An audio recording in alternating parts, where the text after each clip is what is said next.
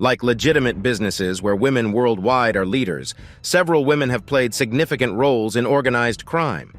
These women prove that it's not just men who are seduced by the power, riches, and risk offered by a life of crime.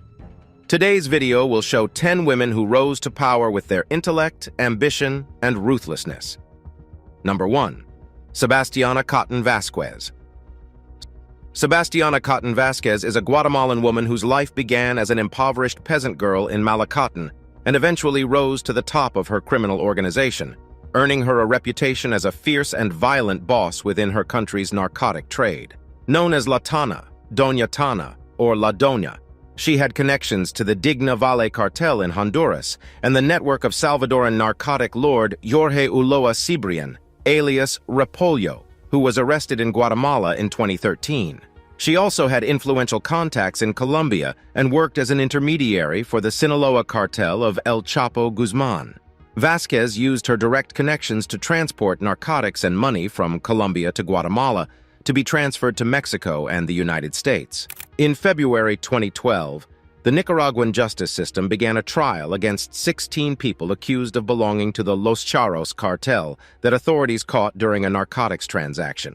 They testified that operations were left in charge of a woman, Tana, or La Doña, who was later identified as Vasquez herself. The investigation revealed that she had trafficked 40,000 kilos of narcotics from Venezuela and Colombia to North America, laundered money, and hid real estate and vehicles acquired in the name of churches and by installing 4 hardware stores. Vasquez was one node of a network of women in Latin America, with her closest allies the infamous Marjorie Chacon Rosell in Guatemala City and Yaneth Vergara Hernandez in Colombia. Cotton Vasquez was ultimately arrested by the DEA in 2014 and was out of prison by 2019, with sources in Guatemala suggesting that Vasquez is currently back in Malacatan. Number 2. Griselda Blanco. Standing only 5 feet tall, Griselda Blanco was the head of the Medellin cartel during the 1970s and 1980s. She spent her childhood on the streets of Medellin as a pickpocket, kidnapper, and sex worker. When Blanco turned 20, she married her second husband, Alberto Bravo, who introduced her to the coke industry. She became involved in the cartel, working to push the white powder from Colombia into the U.S. They targeted New York, Southern California, and Miami. Aided by Blanco's creativity, Blanco had lingerie made with secret compartments to smuggle substances, and the couple created an extensive and highly profitable operation. However, Blanco had to return to Colombia in 1975 after facing charges from the DEA.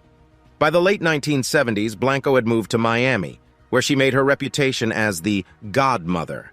Blanco became one of the world's wealthiest traffickers, bringing in a profit of $80 million a month.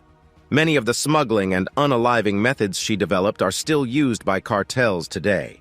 She was ruthless against her rivals, with Colombian officials suspecting her involvement in at least 250 deaths in their country and 40 in the U.S. Soon, her rivals targeted her, forcing Blanco to move to California in 1984.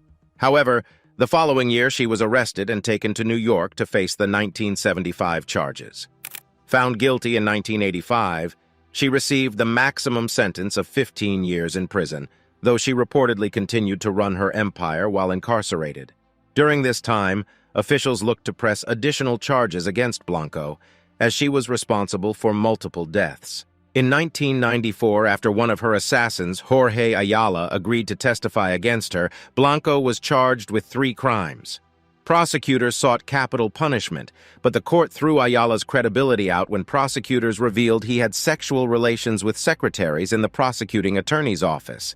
In 1998, Blanco ultimately pled guilty in exchange for a reduced sentence, and 6 years later she was released and deported to Colombia. Blanco reportedly retired from a life of crime, but in 2012 her life was taken by a gunman on a motorcycle as she left a butcher shop in Medellin. Number 3. Sandra Avila Beltran. Sandra Avila Beltran is Mexico's most legendary female trafficker. Known as the Queen of the Pacific, she has many relations to Mexican old-school trafficking royalties, like the Guadalajara cartel. Family connections have played a significant role in her criminal career. Her father, Alfonso Avila Quintero, is related to the founder of the Guadalajara cartel. Beltran was a powerhouse. While involved in the Latin American narcotics business, she built ties between the Sinaloa cartel and Colombian traffickers. She was dubbed the Queen of the Pacific, sometime after she was connected to 9 tons of white powder seized in a fishing boat off the Mexican Pacific coast in 2001. Police attribute her rise to Juan Diego Espinoza Ramirez, also known as the Tiger, who was an instrumental figure in the then Colombian Norte del Valle cartel.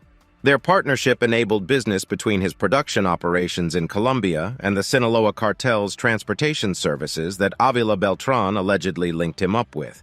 This connection made them a fortune, as they moved more than 500 tons of narcotics from Mexico to the U.S. between 1990 and 2004. Her life became a full-time cartel. A sharp learner, she rose fast through the ranks and was coveted by men every step of the way. Gaining respect was so paramount to Avila that she made it a point never to use narcotics herself. To quote Avila, "If you do it, the men think you are just another disposable woman and you won't be respected." And that's what happened until 2002. Her son was kidnapped, and when she paid the $5 million ransom, the police raised suspicions. 4 years and 30 federal agents later, Avila was arrested in Mexico City. She was charged with and convicted of laundering money for billions of dollars worth of narcotics smuggled from Colombia to Mexico alongside Juan Diego Espinoza Ramirez. She lived behind bars for much of the next decade, but in style. While other prisoners had visits in a standard room, guards would escort Avila's visitors to her cell, where her 3 maids served food, alcohol, and cigarettes. Avila finally walked free in 2015 and lived a low-profile life in Guadalajara, Mexico. Number 4. Guadalupe Fernandez Valencia. Guadalupe Valencia, known as La Patrona or the Boss, was among the highest-ranking women in the Sinaloa cartel. She was a fundamental and powerful player who worked for years as the right-hand woman of one of El Chapo Guzman's sons. She moved tons of narcotics to the United States between 2009 and 2014, then laundered the proceeds to cities around Mexico. Fernandez Valencia spent some 3 decades of her life in the narcotic trade. It wasn't until 2009 that she started working for the Sinaloa cartel and her brother Manuel to move coke from Mexico into American cities like Los Angeles. At that point, she was already well connected in the U.S. as she migrated from Mexico to California as a young woman and began dealing with narcotics in the 1990s. She was convicted of trafficking in California in 1998 and served a 10-year sentence before being deported back to Mexico in 2007. She vowed to stop dealing, but was soon back in the business. Although her name is virtually unknown to the general public, she was the only woman named on the charge sheet that helped send El Chapo to prison for life. She was arrested again in Culiacan, Sinaloa, in February 2016, a month after El Chapo was arrested for the final time, and she's been in U.S. custody since she was deported in November 2017. In 2019, she pleaded guilty to narcotics trafficking and money laundering charges in Chicago, avoiding a trial for offering information to U.S. investigators.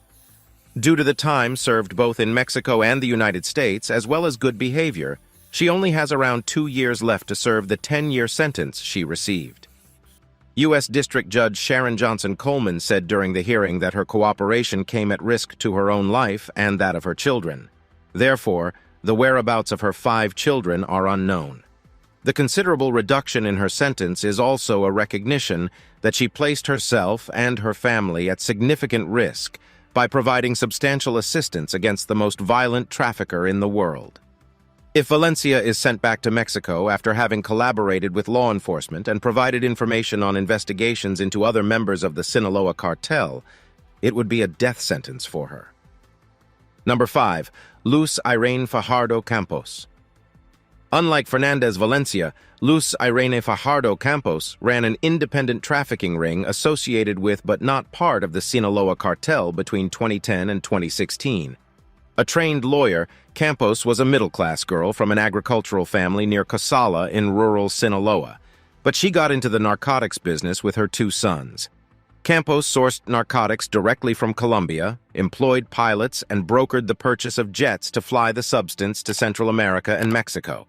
She also oversaw the importation of chemicals into Mexico, which she processed into narcotics at a laboratory in Mexico, then distributed in the U.S. Furthermore, Fajardo Campos paid bribes to law enforcement officials in Mexico and Colombia to import narcotics through an international airport and attempted to bribe public officials into arresting rival traffickers. Fajardo Campos was arrested in Bogotá, Colombia in April 2017 during a business trip and eventually extradited to the U.S. Shortly after that, her two young adult sons, whose names remain unknown, were abducted unalived in the city of Hermosillo. It's unclear whether a rival trafficking organization took their lives or their deaths were a message for their mother to keep her mouth sealed. As a result, Campos refused to plead guilty and went to trial.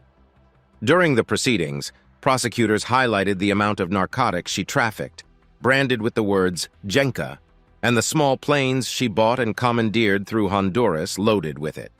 Following a 7-day jury trial in December 2019, Campos was convicted of conspiracy to distribute 5 kilograms or more of narcotics and to manufacture and/or distribute 500 grams or more of a different substance in Mexico. According to court documents that show she was sent for psychiatric evaluation, Fajardo's mental state deteriorated behind bars. Likely, the death of her sons weighed heavily on her. She was convicted and sentenced to 22 years in July 2021, substantially more than Fernandez Valencia. In addition to the prison sentence, Fajardo Campos was also ordered to serve 5 years of supervised release and forfeit $18 million. Number 6. Jemaker Thompson. Jemaker Thompson was notorious for contributing to the crack epidemic that the United States of America suffered in the 1980s. Based in Los Angeles, she recruited many workers who helped her distribute narcotics across the country. Jemaker Thompson was evicted from her home at a young age, and her rough childhood made her begin to desire wealth and power. In high school, she partnered with then-boyfriend Anthony Daff Mosley, a dealer and gambler. Their business and partnership were so good that they got married in the 1980s, purchased a home, and birthed a son they named after Anthony. However, the life of crime caught up with them, leading to her husband's death. Everyone thought that Jemaker would quit being a dealer, but her power only grew from there. Thompson knew a lot of things about the business. Although she stopped dealing at the birth of their son in 1982, she was in charge of collecting and accounting for money. After her husband's death, she began to oversee the running of the business and travel on her own. With time, Thompson became international and then made more contacts and networks. She started attending significant events, including boxing matches, where she met a lot of other big names in the narcotics world. She opened up a hair distribution business to launder the finances she received. Thompson, however, was always one step ahead. This business was also to serve as a future fallback business whenever she decided to quit her illegitimate ways. Thompson's days of crime ended when she was 31 and arrested at her son's 6th grade graduation ceremony. Jemaker Thompson's arrest and incarceration follow a betrayal by her business partner and then lover Percy Cheese Bratton. Cheese was arrested with narcotics in his car, so he made a deal that required him to provide pieces of evidence that investigators would use to put Thompson behind bars. Thompson was charged with 5 counts of money laundering and conspiracy to distribute narcotics. Ultimately, she was sentenced to 15 years and released after serving 13 years behind bars in February 2005. Now, she has turned her life around. She is an author, speaker, and evangelist who founded the Second Chance Evangelist Ministries. As an author, she wrote the book Queen Pin, a memoir, a journey of her life. The book recounts the rise and fall of her career and subsequently her repentance. Number 7. Yesenia Pacheco, La Güera Loca. Yesenia Pacheco, better known as La Güera Loca or the Crazy Witch, was considered one of the most ruthless women in the history of trafficking. In 2009, Yesenia was introduced to criminal life by joining the Gulf Cartel. No one knows much about her life before this. After a few months, she rose the ranks and became a hit woman whose goal was to hunt down priority targets from their rival, Los Zetas. Due to the brutality with which she eliminated her enemies, La Güera Loca came to be at the top of the structure of the Gulf Cartel. While leading this criminal group, Yesenia Pacheco got a little bit carried away and began her mission to eradicate Los Zetas, kidnapping and tormenting anyone related to their rival. Her manner of executions was cruel, and she did this to convey a message to the other members of this criminal group. Despite being considered one of the most ruthless women in narcotic trafficking, Yesenia's life ended just 5 years after joining the ranks of the Gulf Cartel. In July 2014, Los Zetas leaked a video that contained several kidnapped women. We can't explicitly say what happens in this video, but La Guerra Loca was among these women, and these men took all their lives in the clip. Yesenia Pacheco was one of the first heads of a criminal organization made up exclusively of women and lost her life after Los Zetas sought revenge for the multiple deaths that members of her organization caused. Number 8. Marjorie Chacon Rossell. Chacon Rossell was one of Central America's most notorious money launderers and had connections to the Sinaloa cartel. After finishing high school, she studied psychology for a few years before dropping out and starting some small businesses. She had a head for numbers and, before getting into the logistics of the narcotics trade, was a money launderer who moved the cash profits from deals around the region for her clients. From late 2009 to 2010, Chacon was the president of a company called Broadway Commerce, which Mossack Fonseca created. This company would later be dissolved after being exposed for having connections with Cifuentes, the head of a Colombian family with deep ties to the narcotics industry in Colombia. Chacon was known for being an intimidating woman with a big presence because of the kind of people she was surrounded by and the number of people. At the height of her reign, she reportedly sent thousands of kilos of narcotics through Guatemala to the U.S., laundering tens of millions each month. In her late 30s, she was the mother of 5 and the ruler of a business empire that included hotels, a national lottery, a construction firm, and a high-end clothing store.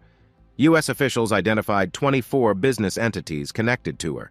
Chacon was later accused of illegal activities by U.S. authorities, and a grand jury in Florida filed a charge accusing her of trafficking in August 2011. Chacon turned herself in to U.S. authorities in September 2014 and pleaded guilty to trafficking charges in December of that year. After a Rule 35 hearing, in which defense attorneys can present evidence of cooperation to lower the sentence of a convicted felon, a judge in Miami reduced Chacon's sentence from 12 years to 5 years, a significant reduction, which her lawyers said reflected her cooperation. In return, she worked as an undercover collaborator and helped to bring down several major male traffickers, including her former business associates. Number 9. Marixa Lemus. In Ciudad Pedro de Alvarado, on the Guatemalan border with El Salvador, everyone knew and feared the sisters Mayra and Marixa Lemus, who controlled the country's narcotics trade. In 2011, the family decided to nominate Mayra Lemus as a candidate for the presidency of Moyutla, who was already acting as interim president after the death of her brother Magno Lemus, the previous municipal president, from a heart attack in 2009. On February 18, 2011, Mayra Lemus was having lunch at the Los Cuernos Hotel in Ciudad to promote her candidacy when a group of armed men aboard 2 vans stopped before them. Those armed men took Mayra's life that day. According to Marixa, the man responsible for her sister's death was Roberto Marroquin Fuentes, the family's political nemesis. Marixa stepped in to replace Mayra in the mayoral race. To improve her chances of winning, she joined forces with another political and criminal rival of Marroquin's, Ronnie Rodriguez. However, Ronnie's life would also be taken just a few months after Mayra's in June 2011. Marroquin went on to win the mayoral race with more than twice as many votes as Marixa, all of which further antagonized her. So much so that, according to Marroquin, she made 3 attempts to unalive him. By the time the 3rd attempt to unalive him took place, Marixa was already behind bars, serving 94 years after she was implicated in the kidnapping and ultimate death of Amanda Lemus Contreras. Marixa hated being behind bars and became known for her great escapes, earning her the title of Guatemala's female El Chapo Guzman. The first time Marixa escaped was in May 2016, after fellow prisoners reportedly helped her vault over a wall. She was caught within hours, but that didn't stop her from trying again. The second time, in May 2017, she broke out of the Mariscal Zavala military prison. Better prepared this time, she snuck out wearing a guard's uniform and got picked up by a waiting car. When the authorities finally caught up with her in El Salvador 2 weeks later, she dyed her hair a dark red, like that of her sister Mayra. Her capture was a media sensation. Even the president at the time, Jimmy Morales, tweeted about it. Number 10. Digna Valle. In El Espiritu, less than 5 miles from the border of Guatemala, Digna Valle and her family were the providers and the law. They were feared and respected. The Valles grew into a vital go-between for organizations operating across the region. From around 2009 onward, they were moving tens of thousands of kilos of narcotics across the Honduras-Guatemala border every month, making as much as $800,000 from a single shipment for organizations that it provided transportation services to, such as the Sinaloa cartel in Mexico. The Valles also had a base in Virginia in the U.S., where employees would receive and distribute substances brought in by the family. Her family was known for their cruelty. Digna's brothers were known for abducting and sexually assaulting young local peasant girls, returning them to their families days after being passed around by the Valle men and their bodyguards. Then her brothers would warn the families to keep their mouths shut. In December 2013, Digna Valle, her brothers Miguel Arnulfo and Luis Alonso, and her son Gerson Stanley Ortega Valle were accused of conspiring to traffic large amounts of narcotics from Colombia to the United States via Honduras. She was arrested in July 2014 at Miami International Airport and faced a sentence of 10 years to life. Digna would only serve half of it after acting as a key cooperating witness in a massive investigation that brought down some of the most robust narcotic trafficking networks in the region. Not just her family's organization, but corrupt political elites. Digna is now free, but is now fighting not to be deported, knowing that if she returns to her homeland, it will be an immediate death sentence for her. Thanks for watching this video. If you'd like more cases like this, let us know in the comments below. See you in the next one.